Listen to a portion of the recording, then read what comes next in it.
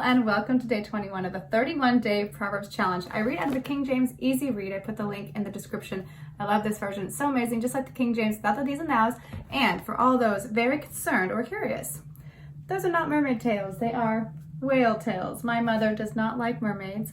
Mama, do you watch these? I love you. Alrighty, here we go. Like, subscribe, comment below your thoughts or your takeaways or any ideas you'd like me to do for other videos in the future. And let's get into Proverbs 21. Let's go. The king's heart is in the hand of the Lord. As the rivers of water, he turns it wherever he will. Every way of a man is right in his own eyes, but the Lord ponders the hearts. To do justice and judgment is more acceptable to the Lord than sacrifices. A high look and a proud heart, and the plowing of the wicked is sin. The thoughts of the diligent tend only to plenteousness, but of every one that is hasty, only to want.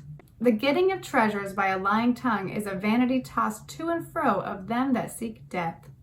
The robbery of the wicked shall destroy them, because they refuse to do judgment.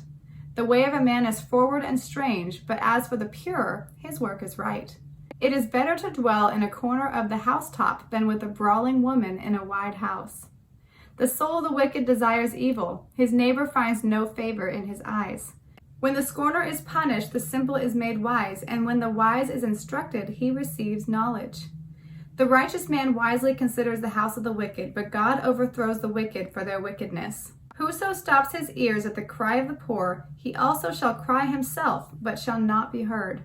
A gift in secret pacifies anger, and a reward in the bosom strong wrath. It is joy to the just to do judgment, but destruction shall be to the workers of iniquity.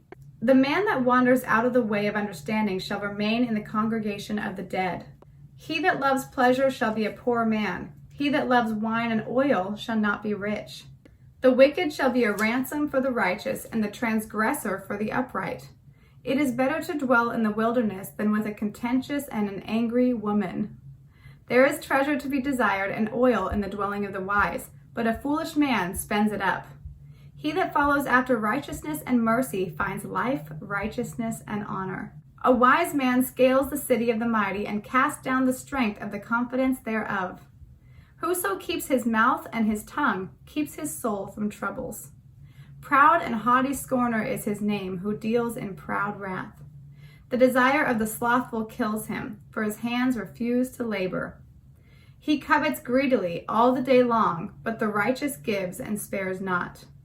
The sacrifice of the wicked is abomination. How much more when he brings it with a wicked mind? A false witness shall perish, but the man that hears speaks constantly. A wicked man hardens his face, but as far as the upright, he directs his way. There is no wisdom, nor understanding, nor counsel against the Lord. The horse is prepared against the day of battle, but safety is of the Lord. That last verse was in my devotional this morning. I was reading this devotional by Joyce Meyer, and it was talking about, let's see if I can just open it up right to today. Oh, it stinks, one day off. Okay, the battle is of the Lord. With us is the Lord our God to help us and to fight our battles. So true. If we will give our battles into the Lord's hands, so often things happen that we're like, this is unfair, this is unright, I'm being treated unjustly, or other people don't get the same, consequences that you do for the same thing or whatever, and you're just like, this is not right, and it probably isn't. But you can trust the Lord with that and just say, Lord, you are my defender. You fight my battles for me. And this morning we had something happen to us. I just prayed. I was just praying in the spirit, going through my house. I was like, Lord, you are my defender. Lord, you are my avenger. And I just thank you, Lord, that you take care of it. You can move from sorrow and sadness to jubilation and joy and peace just because you've handed over your worries to the Lord. And you can know that God can just use whatever in your life that seems bad for your good and for your promotion. So don't worry about it. Just keep on going into Him, rejoicing through tribulation, and everything's going to be all right. This is something I like to remember as well. The king's heart is in the hand of the Lord. As the rivers of water, he turns it wherever he will. We don't realize how much God is actually moving on people's hearts. And so we need to pray and ask the Lord to change people's hearts. Evil people, people that are just deceived. Like, God is so able to change a heart. And so our job is in prayer and to continually just put it before the Lord and say, God, just like that, fight my battles. The more that we just transfer things over to the Lord, all of our worries and our cares, the more that we can live free and we can just trust him. We can sit back, be diligent, do what he's given us to do, be wise, and just watch him work in our lives. You're going to have a much better life trusting him than just trying to take everything into your own hands. And a lot of times you can just be angry about a lot of things that you can't change or that haven't changed yet. When you can just be happy in the time, even in sickness, even in trial, you can be joyful knowing that, for one, this life is not all there is. We have eternity, which I think about a lot these days. I'm just like, if I had a horrible life but a great eternity, I'd be great, and I don't have a horrible life, and I'm thankful because God has turned things around in my life, and he's helped me, and he's healed me, he's delivered me from all the different things, depression and things. And so you don't have to stay down. If you're down, trust the Lord, know that you're going to get through this season.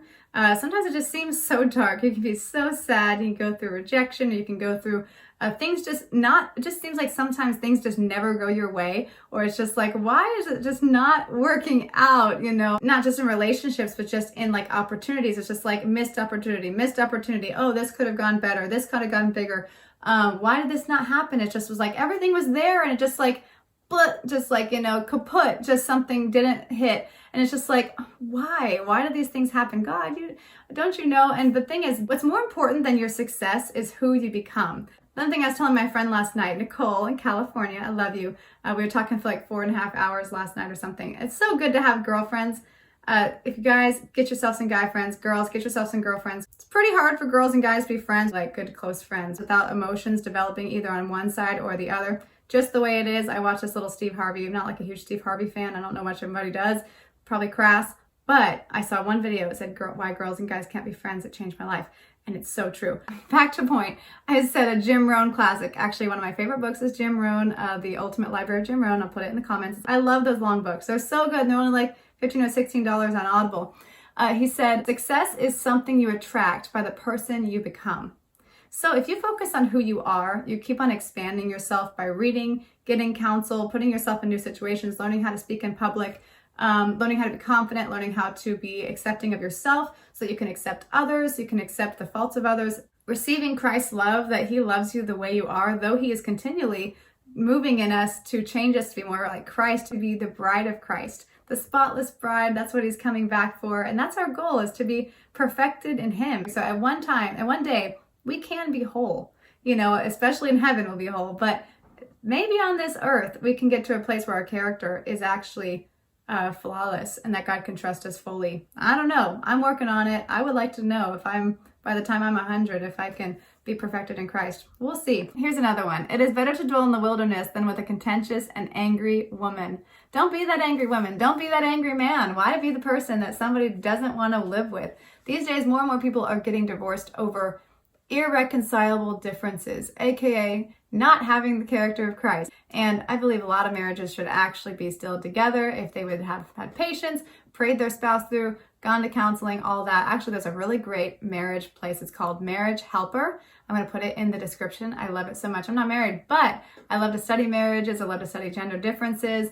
I just think it's amazing how God set things up and how marriages can work when people learn how to love and respect each other the way God designed us to. He that follows after righteousness and mercy finds life, righteousness, and honor. We want life, we want righteousness, right standing with God, and we want honor. So go after Christ. Here's a good one. Whoso keeps his mouth and his tongue keeps his soul from troubles. Your mouth is just so important. Things start with your mind, they start with your thoughts, they go to your mouth, they turn into actions, they turn into habits, and then those habits create consequences or rewards in our life. So stop things before they take root in your life and get control of that mouth. There is no wisdom, nor understanding, nor counsel against the Lord. Some people think they can argue away God's existence or reason away or whatever, but there is no wisdom, there is no counsel, there is no understanding against the Lord. There can't be this order in this earth without a creator. Creation proves God, science proves God, and anyone who thinks it doesn't is blinded by their own sin. Their own heart has blinded them and deceived them so they can't see obvious truth. I should make a video just about how awesome God is and how impossible it would be for this earth to be made without him. So thank you guys for coming back. It's great to read to you guys. And also please like this video, subscribe, comment, and I challenge you to ask the Lord how he would have you influence your circle of people, whether it's to pray for them, whether it's to make your own videos, write your own song, whether it's share your testimony, do something to share God's truth in your life, because God is waiting to touch your friends and your family. And as you get used, it brings joy in your heart to be God's vessel that He brings His Spirit through. So thank you guys, and I'll see you tomorrow for day 22. Bye-bye.